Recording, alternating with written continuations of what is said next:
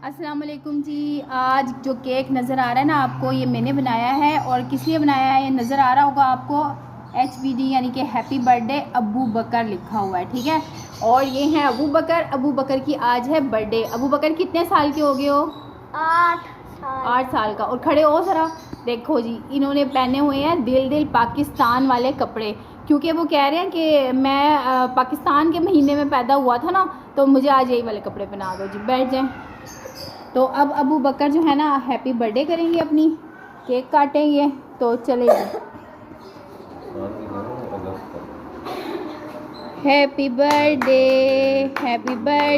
To you. चलें जी, अबू बकर ने काट लिया है केक। और अबू बकर के लिए लाइक और सब्सक्राइब कर दें चैनल को। लाइक और सब्सक्राइब कर दो, मेरी बर्थडे आ गई। हाँ, वो कह रहे हैं जी मेरी बर्थडे है, लाइक और सब्सक्राइब कर दो। और प्लीज़ ज़रूर कर दें लाइक और सब्सक्राइब, और वीडियो को शेयर भी कर दें दोस्तों रिश्तेदारों के साथ। और अबू बकर बीमार भी हैं, इनके लिए दुआ भी करनी है आपने, ठीक है। तो अब हम केक काट के खाने लगे हैं, तो आप भी आ जाएं अगर आप लोगों ने केक खाना है तो। ये देखें जी, ये केक मैंने बनाया है, ठीक है।